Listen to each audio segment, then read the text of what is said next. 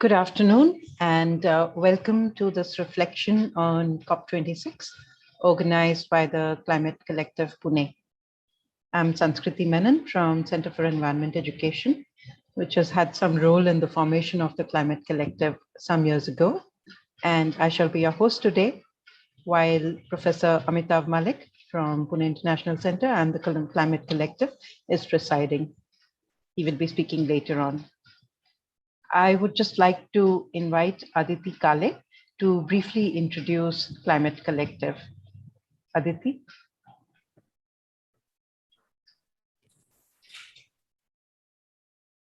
Hello, good evening, everyone. I'll just read a brief description of Climate Collective Pune, which is an informal group which evolved for collective climate action and enhancing public awareness about climate change at every level, individual, communities, institutions, organizations, and businesses, and to create a citizens' movement for climate action.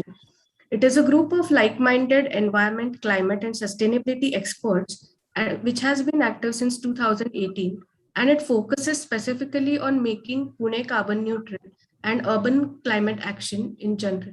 Thank you. Over to you, ma'am. Thank you, Aditi. Let me briefly introduce our meeting today.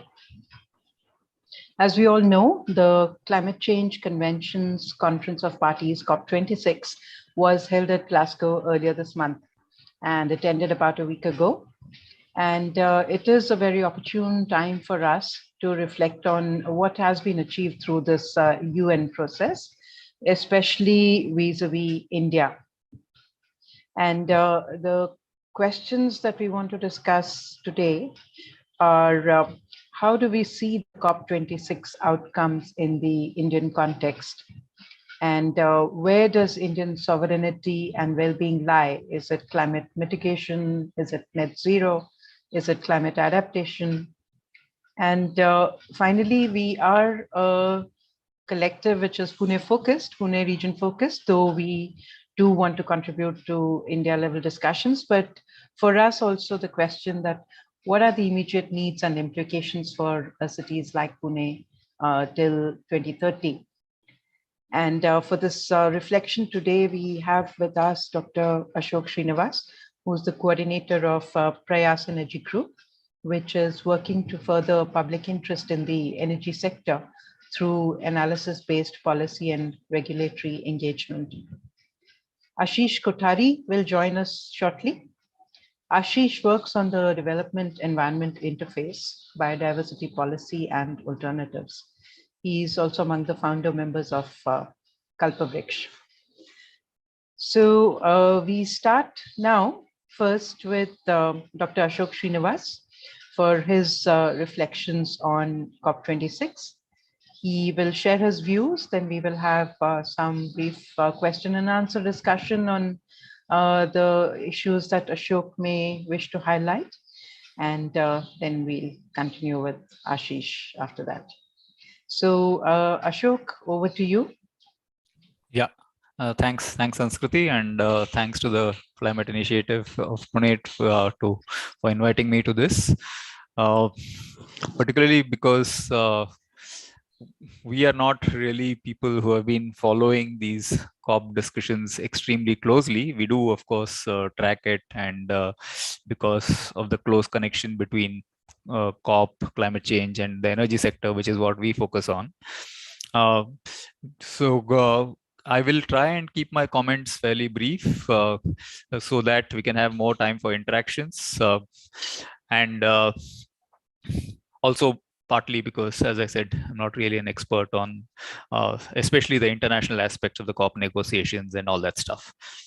So yeah, so what do I think about COP26 and what happened at COP26? Frankly, I don't think COP26 was particularly different from other COPs. In general, the experience over the last few years has been that There's a lot of hype that gets built up around the COP as it approaches. There's a lot of hype that gets built up. There's a lot of expectation that gets built up. And invariably at the end of the COP, one ends up being disappointed, irrespective of which, shall we say, camp you belong to. Whether you're a developed country, developing country, pro-development, pro-growth, pro-environment, whatever hat or color you wish to wear, most people end up disappointed, which has been the story of COPs over the years.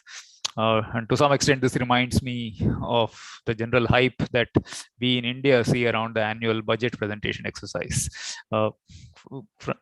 Because I feel that both in the case of the COP and the budget, annual budget, the real action actually happens away from the conference. The conference is more of a kind of a hoopla where a lot of people come and talk, but the real action in terms of what policies, what measures get taken often happens away from the heat and dust of the COP negotiations. But having said that, this is a important, shall we say, platform for various countries to showcase or to talk about what is it that they want to do.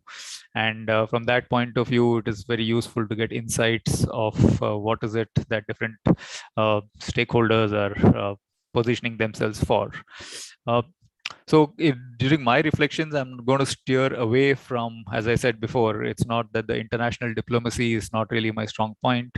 And as I also suggested, these platforms are often used to score kind of geopolitical points for grandstanding and jockeying on the international diplomatic arena, which is really not, I believe, the interest of us here gathered as part of the Pune Climate Collective. What we are much more interested is in the substance of what the discussions are likely to result in and how that is likely to impact either the global climate or our own local concerns that we as Indians or Punekars might have. So given that, I will focus the bulk of my thoughts on the so-called by now well-known Panchamrit speech that our Prime Minister gave at the Glasgow summit, which is really what defines what the Indian position post Glasgow is going to be. Though I must caution the listeners here that we still do not know what India's actual official position on the COP is going to be. We have not submitted our nationally determined contribution yet, an updated version of it, which all countries are supposed to do. In fact, very few countries have submitted an official new version of the nationally determined contributions. So there is a bit of a risk in interpreting statements coming out of a speech because they may not be the formal official commitments that the country makes. But nonetheless, I will try and unpack a little bit of what the Prime Minister said and using the 5 points that he talked about. So the primary observation that I would like to make is that while the statements have shown some amount of ambition in terms of what the country plans to do to combat climate change, the primary feeling I personally have is one more of confusion than anything else. Because some of the statements that are made are not really clear to me as to what exactly they mean. And because different interpretations of some of those statements, which I'll come to in a minute, could have significantly different implications for what it means. For example, and the two significant examples of that are his speech actually said 50% of energy requirements by 2030 coming from renewables. So this is, if it is true, it is not only an extraordinarily bold claim, but it is a practically impossible claim to achieve. Because India's energy system is much, much bigger and vaster than the electricity system. And today's technology trends, the way they are going, one can perhaps be ambitious about an aggressive shift towards renewables and non-fossil sources in the electricity space. And electricity only forms about 20 to 25% of the final energy that gets consumed in the country. So 50% of all energy by 2030 is practically impossible. So one needs to interpret that. Did he mean 50% of electricity? Even that, frankly, is an extremely difficult task. As many of you know, renewables today contribute about 10% of electricity that we have. So to go from 10% to 50% in a span of a decade, in a system where electricity demand is still growing, is an extremely difficult task.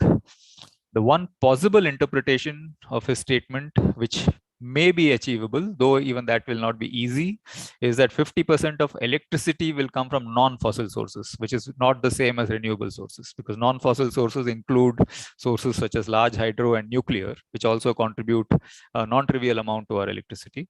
So if one adds renewables and large hydro and nuclear, then perhaps one might achieve about 50% in 2030 at the national level. It is a different story that in some states we may actually be able to achieve 50% of electricity from renewables by 2030. Indeed, our own analysis has shown that in Maharashtra it should be possible to achieve 50% of electricity by 2030 from renewables, because we are a relatively renewables rich state. But this is not something that may be possible for the entire country. So this is one point of confusion. The second point of confusion is regarding the statement about reducing carbon emissions by 1 billion tons by 2030. Once again, this way the sentence is worded, it's very hard to interpret what this actually means. Does this mean that in 2030, compared to, let's say, a business as usual or a reference case, if we would have emitted X billion tons, we are now going to emit X minus 1 billion tons? If that is so, then that again is a very ambitious target, because today India's emissions are only in the region of about, I think, 3 billion tons. So even if it increases to 4 or 5 in the reference case by 2030, you're talking of taking off about 25% of the emissions in 1 year in 2030, which is very ambitious. On the other hand, the same sentence could also be interpreted that if you consider all the emissions from today to 2030 that India is going to put out, which would be of the order of 30 or 40 billion tons, from that we are going to reduce 1 billion tons. If that is the interpretation, then that is a much more doable target. So this is why I meant that the precise interpretation of what those speech sentences mean makes a big difference as to what is it that we as a country are committing to. The last couple of things I just want to say about this, before briefly touching on other points, are that the other commitment that was made was 500 gigawatts of non-fossil capacity in 2030, which is frankly very similar to the commitment or the ambition that we as a country have already expressed of having 450 gigawatts of renewable capacity. As I said earlier, non-fossil is renewables plus large hydro plus nuclear. So if you include all that, 450 is going to be renewables, and we already have over 50 gigawatts of nuclear plus large hydro. So 500 gigawatts of non-fossil is again something that is not really that big a challenge to achieve. Assuming, of course, we achieve the 450 gigawatt renewable target, which itself is not easy to achieve. I will underscore that also. The last point that I just want to touch upon is, of course, the net zero statement that the Prime Minister made about 2070 net zero. But here there's really very little that one can say about this, other than the fact that it is a statement of ambition or intention, and hopefully it provides some kind of a direction to the way we think about our infrastructure future, energy future, economic future, and so on. But beyond that, 2070 is so far away, and the fact that so much of the technology that is going to be required for us to reach net zero is completely unknown as of now. It is more of, I would say that it's an aspirational direction to set, which is an important thing to do. But whether it actually means anything, whether it's something that is achievable, I think it is way too early to say, and only time will tell whether what is this implications of the 2070 target and how it will impact our lives, so to say. So those are my thoughts about what happened at COP26.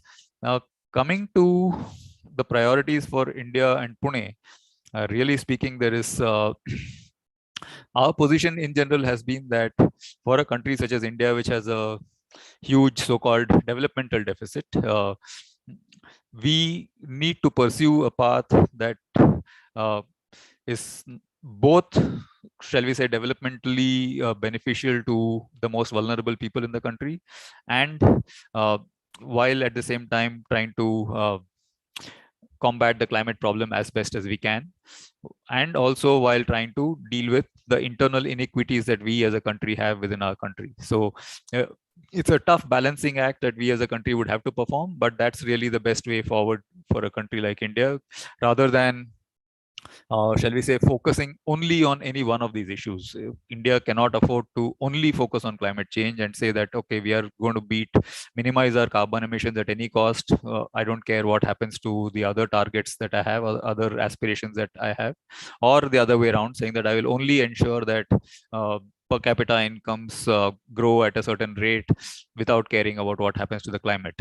So we need to find solutions that are multidimensional, which address multiple challenges that we as a country have, such as air quality, water quality, employment, education, health, gender equality. I mean, we can read out a long litany of issues that we as a country have to address. And every one of them has a link both to climate change and development, and perhaps energy in most cases. So we would have to really tread this carefully. I'm not going to go into details of how this can be done. There are some ideas that we can talk about. But that is one thing that I wanted to say. The second thing that I wanted to say was that personally, I increasingly feel that we as a country have to devote a lot more of our attention, resources, expertise, and so on to the problem of adaptation. While mitigation is definitely a very important thing, and we have been doing some things, and perhaps we can do things better on the mitigation side, I feel we are now reaching a stage in the climate change story where a country like India, which is hugely vulnerable to impacts of climate change, we have to very seriously start thinking about the adaptation issue and how we're going to protect, in particular, the most vulnerable among our citizens from the ill effects of climate change.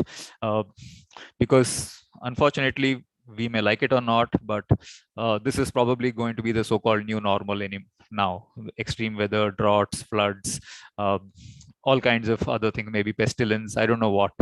So we as a country need to be prepared for it and be ready to take whatever steps are required in order to make our systems more resilient, more adaptable, and protect the vulnerable as well as we can.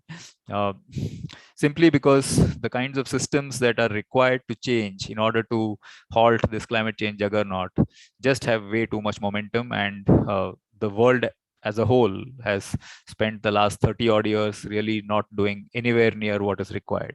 And now to expect this huge juggernaut to turn around in the space of 10 years, I feel is frankly foolhardy. And therefore, we also need to place our bets on adaptation and ensure that we protect our people as well as best as we can, given that some of these bad things are going to happen to the world. Last bit, I'll spend maybe a minute or two on Pune, frankly, because there's really nothing very new to say here. But the opportunities exist for a city such as Pune in 2 or 3 areas. One is urban areas typically, of course, are famous for their construction activities. So anything in and around buildings, building codes, which promote renewables, which promote efficiency, which promote, let's say, better water use or recycling, and so on and so forth, is always a welcome. And of course, one can even go into issues such as the materials used for buildings and so on. But I am no architect or expert in that field, so I won't dive deeper into that. And transport is another sector that we all know. At least on paper, we all know what the solutions are. We all know that one needs much better public transport infrastructure. One needs much better non-motorized transport infrastructure. One needs measures to discourage the use of private vehicles, and so on and so forth. The one new element that perhaps one can add in the context of transport is, now with the technology permitting it, how do we enable a shift to electric transportation? Of course, preferably for public transport, but also for private transport. How do we do that in a way that the city benefits from it? And the last part that I would say from the city point of view that maybe one can pay attention to, but something that I believe somebody like Ashish is far better placed to comment about, is in terms of the angle of the consumption itself. Because obviously we all know that cities in general are the places where consumption of all kinds of resources is kind of way higher than the surrounding areas or the rural areas and so on. And even though within Pune itself, one sees a lot of inequity, and there are people, a lot of people who perhaps should be consuming more, but we also know that there's a lot of consumption within the city that perhaps one can think of moderating in some form or the other, depending on what we think can be moderated. I think I'll stop there with my initial remarks.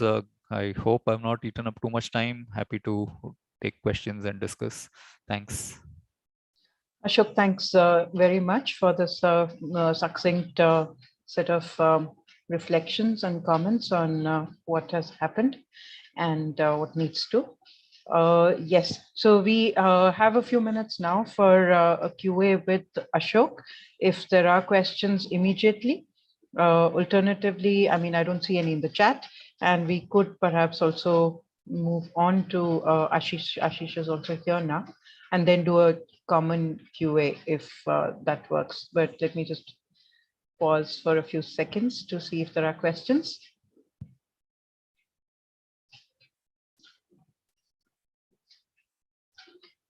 Okay, so I don't see any hands raised at the moment. So let's have Ashish now, and we do welcome Ashish Kothari, as mentioned earlier. Ashish Kothari works on the Development Environment Interface, Biodiversity Policy and Alternatives. He's among the founder members of Kalpavriksh. And Ashish, we would like to hear your reflections on India and COP26. Was it green or was it a greenwash? So over to you, Ashish. Thanks, Sanskriti. Sorry, I joined slightly late, but I think I heard most of what Ashok said. So I'll try and build on that and not repeat it. I especially agree with him on the lack of clarity in the Panchamrit announcements that the PM dramatically made in Copenhagen, in Glasgow. So one needs much more clarity on that, if anybody in the government has it at all. And the second issue he raised about adaptation, I totally agree. We're extremely weak, if at all anything is happening in the country on this. So we need urgent action on that. Now, there are 3 or 4 points I want to raise about those 5 announcements. One, which Ashok mentioned, but I think does need to be underlined and made in bold capital letters, is that a lot of people are under the impression that non-fossil fuel energy is all great and clean. But firstly, the fact that it includes nuclear and large hydro is of serious concern, because both of them are known to be hazardous or dangerous or ecologically destructive or destructive of people's livelihoods in terms of displacement, evictions, and so on. And also in the case of nuclear, thoroughly undemocratic. So the violations of people's civil rights, civil liberties, not just in places where these nuclear plants are set up, but also in terms of civil society that raises questions about them. So I think these are all things that need to be highlighted. They can't be shoved under the carpet in the name of non-fossil fuel. As far as renewable energy is concerned, the target of 500 gigawatts does sound great. And I'll come back to the issue of consumption, which Ashok rightly pointed to. But it sounds great. But the question really is that, assuming for the moment that we need 500 gigawatts, how is this going to be produced is also something that has to be asked. Now, we know that in the last few years, the very ambitious targets of the government, especially set by this government for renewable energy, solar and wind, and especially, have largely been met by, to the extent they've been met, they've largely been met by mega projects. For instance, in Kutch, 60,000 hectares has been allocated for a solar project. I was recently in Ladakh, very large area of Changthang, extremely ecologically fragile and very important for the pastoralist community there, has been allocated probably to an Adani solar plant. Now, what we're talking about, therefore, is the dispossession of local communities, and of course also the destruction of whatever local biodiversity and wildlife exists in these areas. So, and the fact is that renewable energy does not need environmental impact assessment. I mean, this is completely ridiculous. It's sort of assumed that because it's renewable, so-called, and because it's supposedly clean, therefore there are no environmental impacts, which is not the case at all. So to my mind, a 500 gigawatt so-called renewable energy target itself could be a area of large concern if you take these sorts of things into account. The third thing is 50% non-fossil fuel or 50% renewable, whatever it is, hides the fact that the rest of the 50% is still going to be fossil fuels. That's 500 gigawatts of fossil fuels. Right now, I think, Ashok, you can correct me if I'm wrong. I think we have about 250 gigawatts of fossil fuel electricity generation right now, something like that. So we're talking about doubling that in the next 8 years, which means significant more coal and other greenhouse gas causing sources of energy. We know that in the last 1 year or 1.5 years, 60 more coal blocks have been auctioned or are being auctioned, especially in central India and some of the most incredibly biodiverse forests and Adivasi lands. So the impacts of this both within the country and then, of course, how much we're adding to the global content for carbon and other things is something that is also of serious concern. The fact that India championed this very interesting turn of phrase from phase out to phase down, a new English, so to speak. Nobody's ever heard that term before, phase down. But that is also, it says a lot in terms of what India's championing of climate really is. The third or fourth issue is, and this relates to all of what I've just said, is that there is absolutely no in India's energy policy or in the recent announcements by the PM, no questioning whatsoever of how much energy do we really need. Let's stick to electricity. Okay? How much electricity do we really need? Not how much do we want. India's electricity thing has always been whatever the demand is, keep meeting it from wherever one can supply it. Now that is unsustainable. It just cannot be sustained if you just keep increasing and increasing and increasing our electricity needs and increasing the aspirations of people more and more and more. I'm not talking about poor people, I'll come back to that issue, but I'm talking about people like us, people like all of us who are on this call right now. Our own aspirations of wanting to do more and more and more through electricity, even things we could easily do by hand, are things that nobody is questioning. And therefore, I think there are three crucial aspects to this. One, very serious questioning of needs versus wants. Now, it's a complex exercise, which we can get into maybe in the discussion, because it's not easy. One person's needs are not necessarily another's, one person's wants are not necessarily another's, etc. So it's complex, but nevertheless, that one has to, as a society, get into that. Secondly, the redistribution of the electricity already being produced, away from people who got air conditioners in all their rooms to people who actually have very little and need more, right? And third, again, to go back to the issue of energy as a whole, how much of the so-called electricity needs can be met by non-electrical means, whether it is bioresources or its other forms, passive forms, and so on, is something that also needs to be discussed a lot. All of this gets completely hidden or sidelined in these sorts of announcements and targets. Now, the fifth and second last issue, and then I'll end, is net zero. To my mind, net zero is one of the biggest frauds being that the currently dominant exploitative profit-making system is trying to shove down our throats. Essentially, it says we'll keep polluting, somebody else somewhere should capture it, right? Now, what this assumes is, first of all, that the pollution from, let's say, a power station is mostly just carbon. And so if somebody else is capturing the carbon, that's fine, because ultimately in the atmosphere, it's zero. But it's not just carbon, right? Whether it's thermal power stations or it's cars or whatever it is, are emitting all kinds of different pollution. Those are affecting people nearby, far away in many different ways. Those don't get addressed because you're not actually saying, no, we have to significantly cut down the emissions in the first place. That's the big problem with one of the big problems with net zero. The second one, which I think Ashok alluded to, is a lot of net zero is based on unproven technologies. So how much is feasible, nobody knows.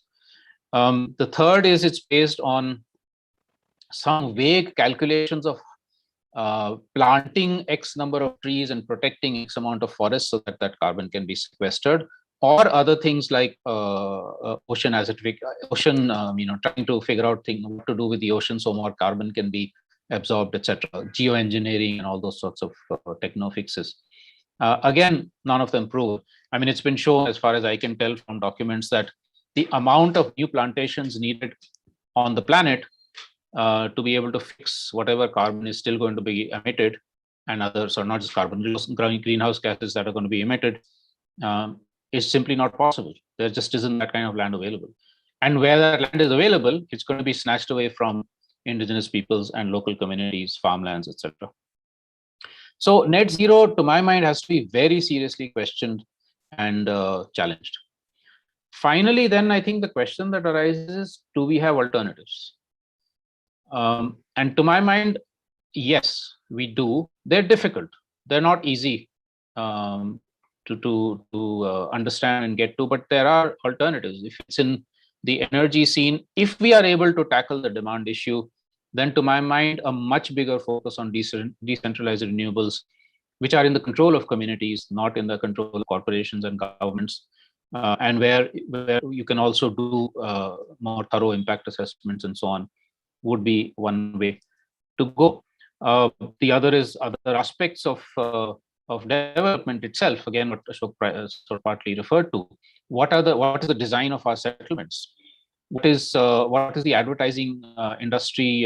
Is it being responsible in what it's trying to shove down our throats and our children's minds and saying, okay, this is what a good life is, rather than better social relationships? It's about going and buying a 50-inch color television set from Reliance.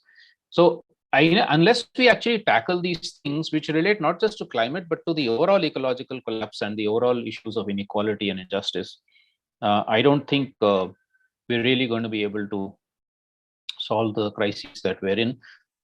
These sorts of alternatives do exist. People have shown how one can live lives which are much more ecologically sustainable, but comfortable, where livelihoods are enhanced, where incomes are also enhanced, but also forests are protected, also energy needs are met, etc., etc. I mean, there are hundreds and thousands of examples around the world, including India, of this.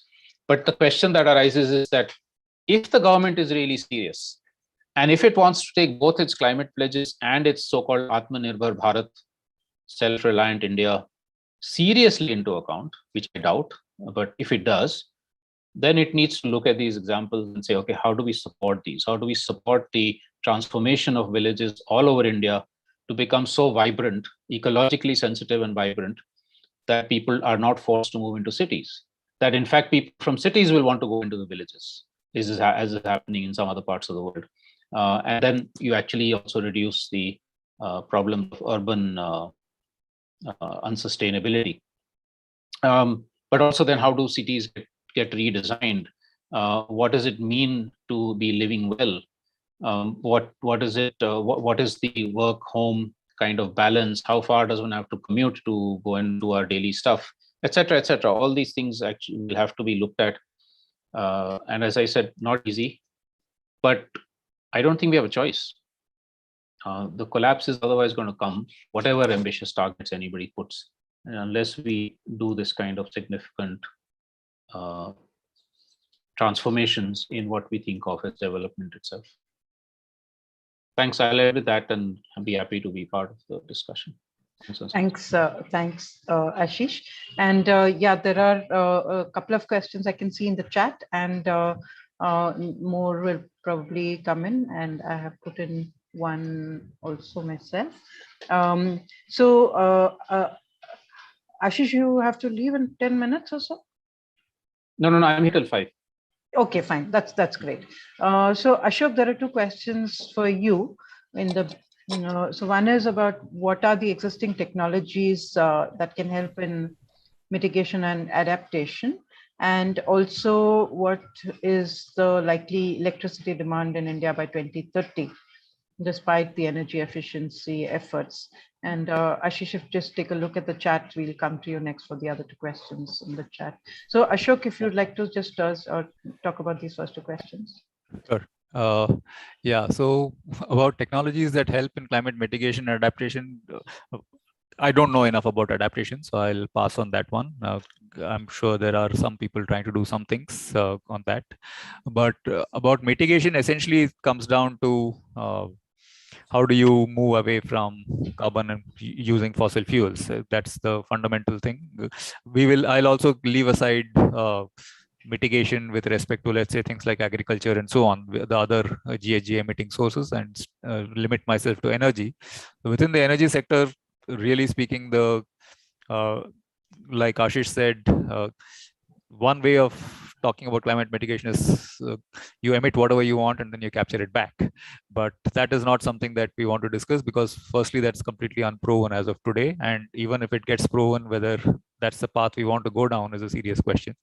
So that leaves basically just how do you reduce the use of fossil fuels and still continue to lead the kind of life we want. That's really the scope of what we're talking about. And within that, the technologies are shifting to renewables in some form or the other across all uses. So for electricity, the well-known things are, of course, solar and wind, and you will need some kind of storage to go with it, which has its own questions, which we will come to eventually. But as of now, it is being seen as a way forward for the country.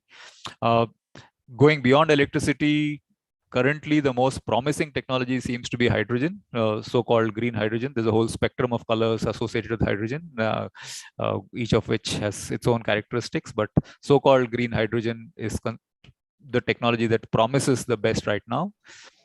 In theory, I suppose one could think of biofuels of some kind, but obviously one needs to be very careful when one uses this word, because I'm sure it has a lot of negative connotations.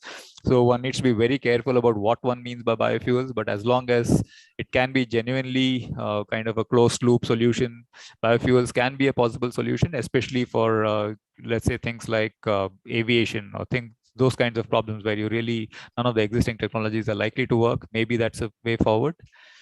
Coming to Siddharth's question, there are different people with different numbers. So if you just want me to give a number, then I would say that the amount of electricity that we as a country would have to generate.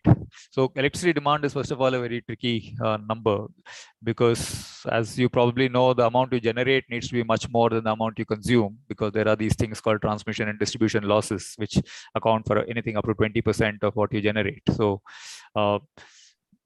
probably what we as a country would need, according to many estimates, in around 2030 is about 2000 terawatt hours, is what I remember roughly off the top of my head. This is compared to perhaps about 1200 terawatt hours today. So that's roughly the scale of what we're talking about. But if you have any more specific questions regarding that, and then we can get into that in later discussions. I think I'll stop there. So sorry, just a follow-up question on that. Also, is it the notion that with efficiency measures, the shift to renewables, careful and equitable consumption, we can lead good lives in this 2000 terawatt hours? Is that what you're saying? Not necessarily, no. Okay. Because this is, again, as I think Ashish has also mentioned, firstly, this definition of what is a good life is a very tricky question. For example, especially, and I think it's a genuinely valid question to ask, whether if temperatures are going to continue to rise, is an air conditioner a luxury item anymore, or is it a necessary item anymore by 2030? I don't know the answer to it. I don't have an air conditioner today, but I don't know if I'll promise that I won't have one in 2030. So these are difficult questions to ask, and they will determine what is a acceptable amount of demand. These are what demand projections are saying, that given the way our country has been progressing and given the current policies, this is what is likely to be the case. If you do an international comparison, even these numbers would actually come out to be much lower than even global averages. Forget about comparing to either China or the West. If we reach there, I think the world is already gone. I don't think there's any question of doing that. But even global averages will be considerably below, even with this 2000 terawatt hours or whatever number I mentioned by 2030. Thanks, Ashok. Ashish, so there's firstly my own question to actually both of you, but maybe Ashish, you can answer, and then Ashok, because I know that Prayas and others have been doing this discussion too. Would like your views on the meaning of just transition with respect to the communities who are dependent on coal and for their livelihoods in central India. I mean, the large corporate entities are also, but there is a whole range of people who are directly dependent also on coal for livelihoods in central India. So what is this meaning of this just transition? Ashok, you want to go on that first, or should I do? I think you go, Ashish. I've already spoken enough. Okay. All right. So, Sanskriti, before I get to yours, just a very quick response on the adaptation thing with regard to agriculture, especially, and actually both adaptation and mitigation. So, where we're having a shift back from chemical-based agriculture, which in fact is very climate intensive, to biodiverse, local, smallholder-based sustainable agriculture, you actually are seeing, to my mind, both seeing mitigation in terms of less climate impact and more absorption, but also where you are able to bring biodiversity back in the fields, biodiversity and cultural diversity in terms of agronomic practices. It is much more adaptive to any kind of crisis, including climate-related crises. So this is well proven, it's well known. And so one of the biggest shifts in terms of adaptation, and we're talking about 50-60% of our population, would be to go back to some form of sustainable, biologically diverse agriculture, which unfortunately is still not a major focus for the central government, though some state governments are certainly doing much more. In terms of just transition for the coal belt people, I don't much worry about the big corporations. Hopefully they'll actually disappear. But certainly in terms of workers, livelihoods, and people, communities who are dependent on, who've been forced to become dependent on coal mining or other sorts of activities related to coal or thermal power stations, I think there are 3 or 4 things that would be needed for the just transition. I mean, one thing right from the beginning should be very clear that as environmentalists, we should not be making the mistakes we've made in the past, where we don't care about the livelihoods of workers, where we say, okay, there are factories in Delhi, just shift them out. It doesn't matter where, but just shift them out. We don't want them in Delhi. What happens to workers? What happens to people where those factories are shifted doesn't concern us as environmentalists in Delhi. I mean, these are the sorts of mistakes that people have made. So we have to be worried about them. We have to be worried about them for their own sake and their livelihood, also because that's a very important constituency of people who will otherwise oppose any kind of transition or transformation to climate-friendly practices. So 3 things I think could be done. One is a very massive effort at regenerating those lands. Wherever coal has been mined, especially open cast mining, we're talking about lakhs of hectares of land, and it could easily employ lakhs of people in that regeneration. And if the regeneration is done in a way where the land productivity and or forests or other natural ecosystems, some kind of natural ecosystems are able to come back, then livelihoods based on land and on those natural ecosystems, wetlands, forests, etc., that can be brought back. And again, these are all proven. There are, people have done this, so it's not as if it's not possible. And the third is then to revive, even in the case of many workers who are currently considered unskilled, if you were to actually ask them, many of them are probably from crafts families or families which had some skills or the other, and they're kind of now hidden. Maybe they've lost them or they're just hidden because then there's no way to express them. To make a survey to say, okay, what are those skills already available with those workers? And where not, of course, then some kind of skilling over the next 5, 10, 15 years, whatever that phase out period is, then to encourage small manufacturing, entrepreneurship of various kinds. So I think all of this would generate, to my mind, lakhs of livelihoods, which would be a just transition over whatever time period we're fixing for this. Should I go on to the question on urbanization? Yes, please. Okay. So Aditi is asking if urbanization in India is sustainable. Absolutely not. That's very clear. But people like Sanskriti can give more figures than I can. But I mean, it's very clearly not. It's cities in India are parasites on the countryside in terms of taking resources like minerals and forest resources and water and all of that, and then dumping back waste. You can see that in every major city of the country. So how do you make that? How do you change that? One is, and these are all partial answers, okay? But one is in situ production of what we're taking from the countryside.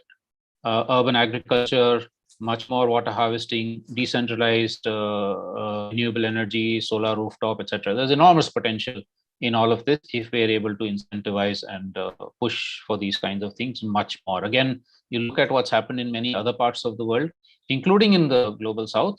These are trends that you can begin to see.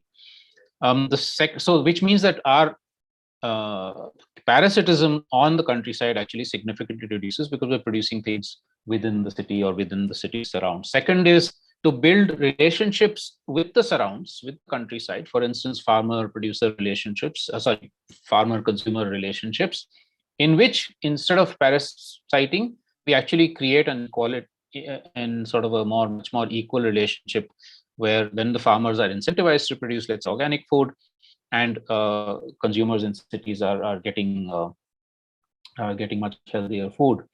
The other thing is to redesign the cities, as I was mentioning earlier, in terms of, just to give a couple of examples, minimizing the need for commuting. I mean, if you look at Mumbai today, it is completely the wrong design. People are commuting 4 hours a day back and forth. Ridiculous, absolutely ridiculous. So how does one redesign it so that your workspace is close to home as far as possible, and so are shops or whatever it is you need for your daily life? That kind of redesign would have to be important. Now, some of the so-called master plans of cities have tried to do this, but then which master plan has ever been implemented in India? So that's another big issue. The third thing is much more focus on services being in the commons rather than privatized. We're seeing more and more privatization, and I'm thinking of things like even power, but water, waste, washing clothes, transportation, vehicles. Why should everybody have a private car? No, absolutely not needed, etc.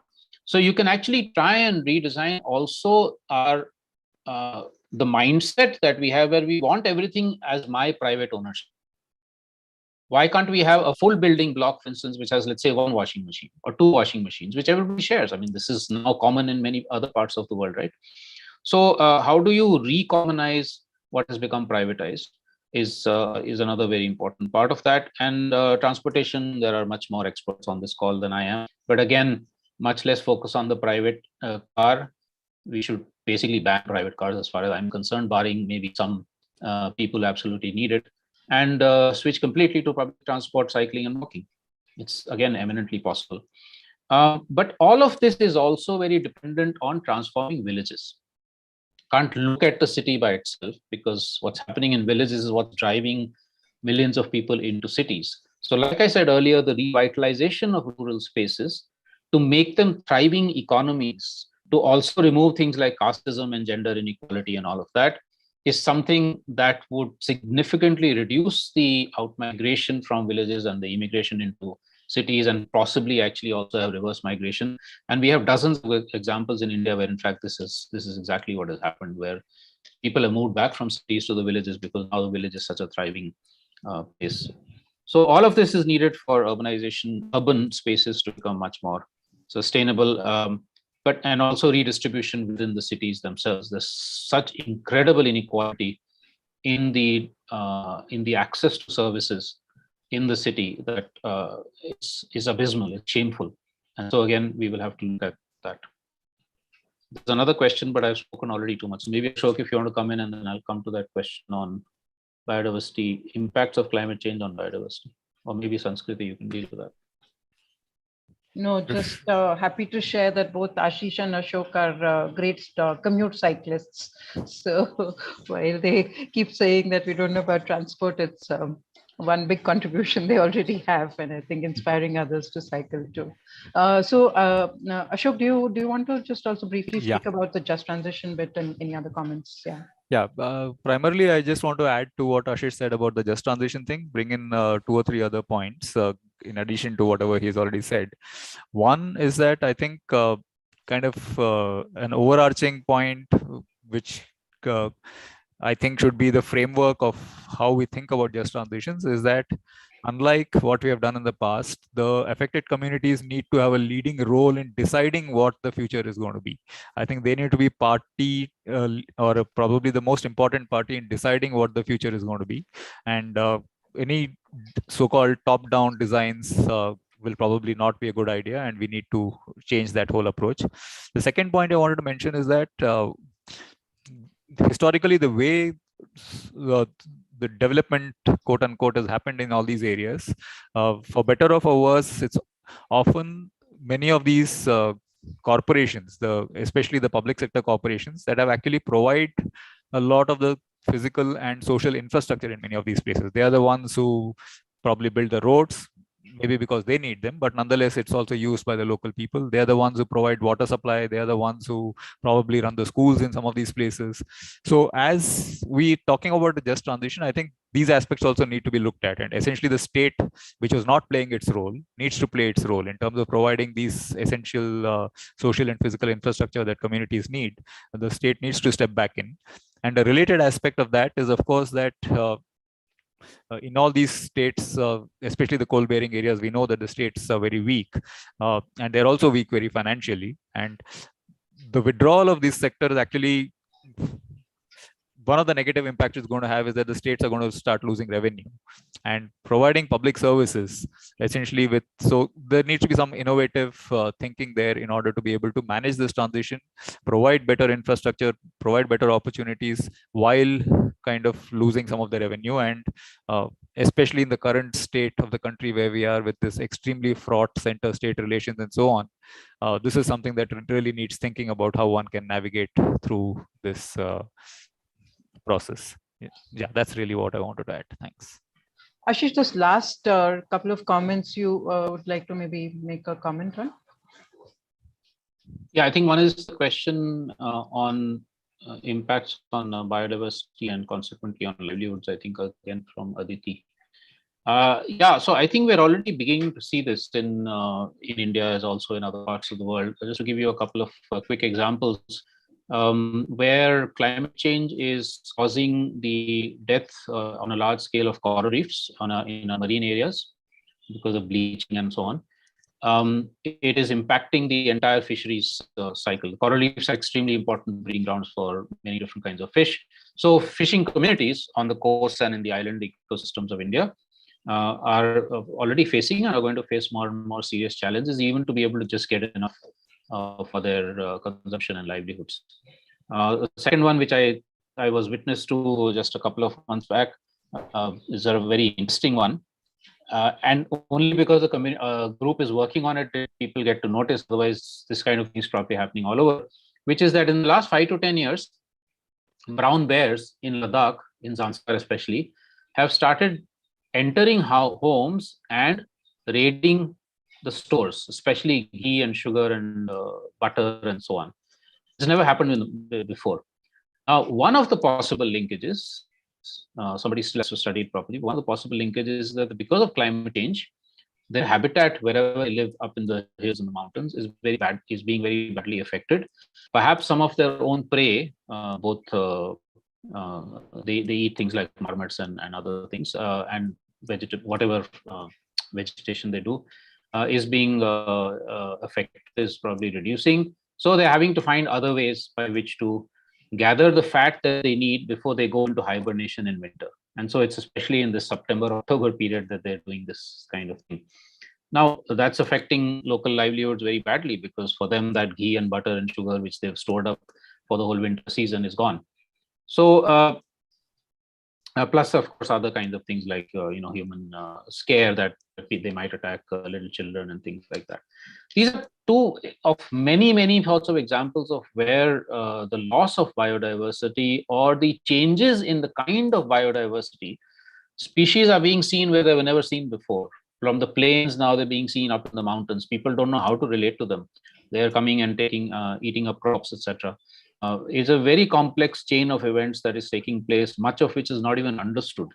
So the other thing I think maybe Ashok would also totally agree with this is that not just adaptation, but also even just fundamental research on what climate change is, what kind of climate change impacts are taking place, what are the dynamics of that in the ecosystems and with people's livelihoods, is very, very poor. It's very inadequate, very poor. We need much more of this kind of research by scientific institutions, but also citizen science and indigenous knowledge and so on. So that, Anything else that I should respond to? Oh, the consumption pattern thing. Yeah, go ahead. Okay, I think again, this is a difficult one. So I think there are 2-3 things I think that are very important. One is, if we can give people a sense of what is the impact on oneself of certain consumption patterns in terms of one's health and things like that, that is one way of trying to raise concern, right? Which works much better with things like, say, pesticides and the kind of junk that, of course, we're eating. How to link that to climate is not such an easy thing, but maybe there are ways to do it. The second thing is what people call ecological intelligence, which is to say that anything that I'm consuming, do I even know what its impacts are somewhere on the planet, right? So suppose, for instance, we're talking about, I want the latest iPhone. I don't know whether 13, 14, whatever the number is right now. Does the package actually say, or is there, like with cigarette packages and advertisements, is there a thing which says, okay, warning, this has come from mining in Congo, which has displaced this many people and destroyed the habitat of the gorilla? Why we should be forcing companies that are producing these things to actually put that information out? Why is it not there? Somebody somewhere is dying, or somebody somewhere is suffering as a result of what I am buying, and I don't even know what that impact is. So ecological intelligence, from where hopefully some ecological wisdom will also come, is severely lacking in consumers. So that would be another thing I think that would be very important. We would need role models. I'm not talking about actors and actresses and sports stars and so on. It would be just ordinary people who actually say that, yeah, I am going to be from now on cycling to work and back, and put it out on social media. These days, there's all kinds of young people who are very popular on social media, even though they're not big stars. Now, that kind of thing, but we need to find 1,000 young people who can actually say that, for me, this kind of consumption is much more important because it saves the planet. It saves my health. I'm not a parasite on somebody else. Then maybe you will find other people also following that trend. Finally, if you look at cycling in Europe as an example of how a certain kind of mindset of everybody wanting cars was transformed to some extent, at least, where even rich people, businessmen in 3-piece suits and politicians and so on are cycling. It happened because of certain campaigns, because of certain role models, because of showing how cycling is much better both for your own health and for the planet, and also the social campaigns to make sure that cycling is safe. So what you people have, some of you have done for Pune, for instance, were unfortunately not being implemented. But that's the kind of thing also that we need a lot more of to change consumption trends. Thanks, Sanskriti. Thanks, Ashish. Professor Amitav, I would really like you now, you're also on the screen, and great, to maybe have your remarks on this very enlightening. So do I speak now or after your conclusion? No, I think you speak. I think we just have a few minutes left, so it's good that you somehow.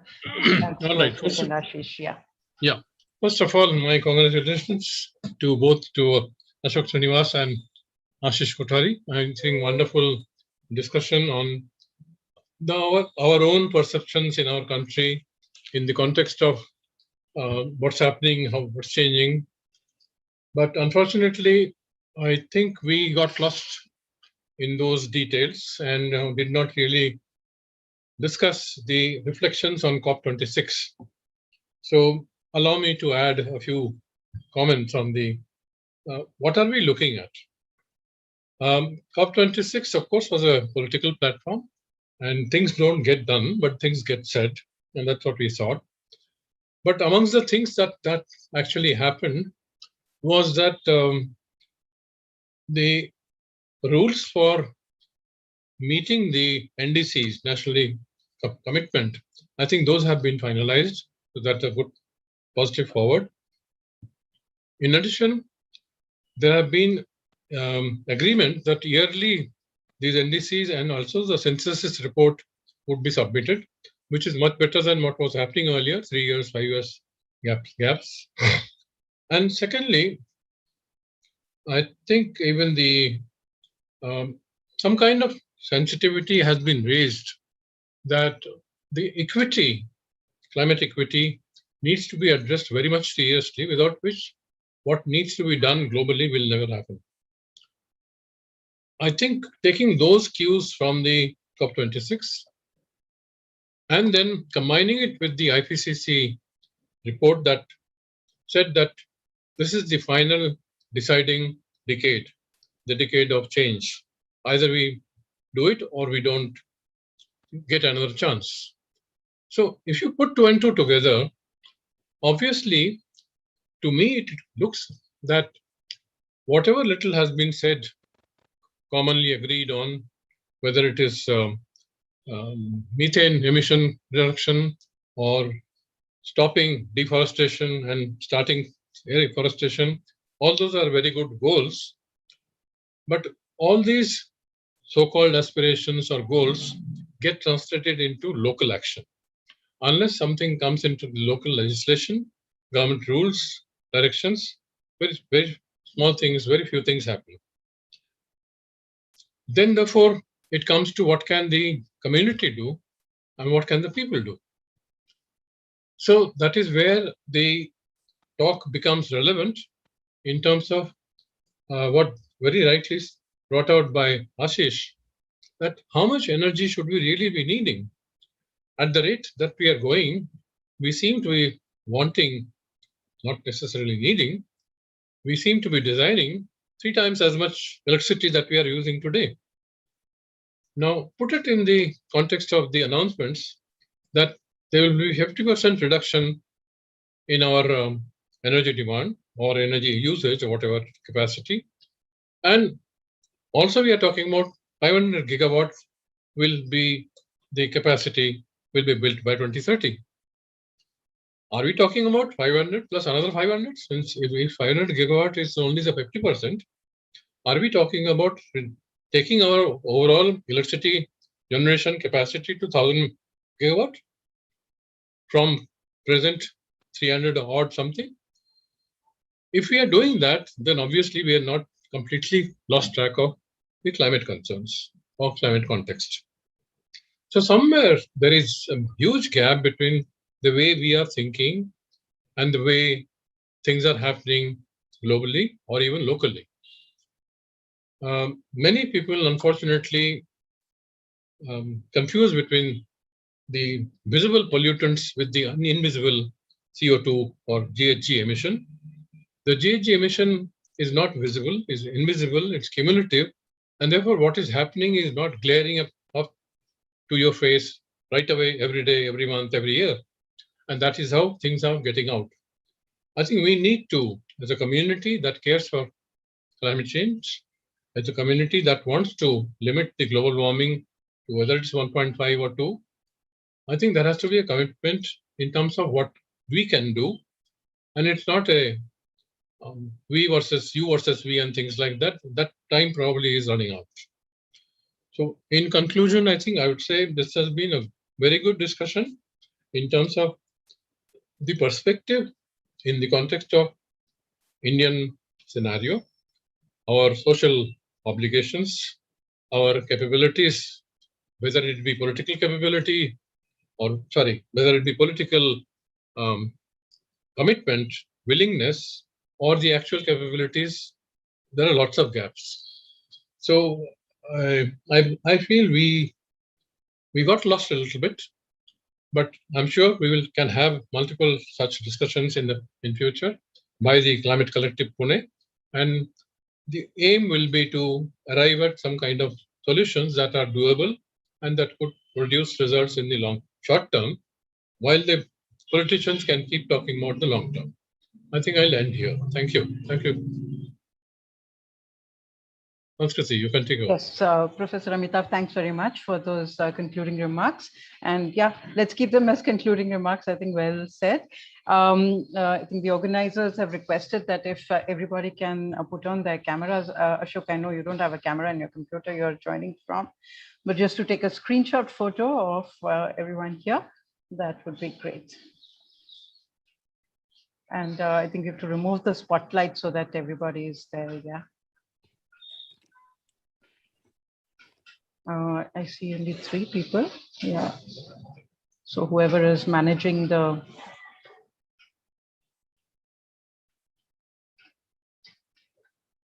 Aditi, I don't know how to work this. Is there a control with you which gets everybody rather than only the speakers? Yes, we have switched to gallery view, so we will get a shot of everyone. All right, fine. Yeah, great. Everyone say cheese in 3, 2, 1. Okay, 3, 2, 1. Thank you. Great. And so I'd like to thank Ashish and Ashok both for really very, very insightful comments and talk that you gave, and Professor Amitav for his concluding remarks. And thanks to Climate Collective Pune. Thanks. Okay. Thank you. Bye.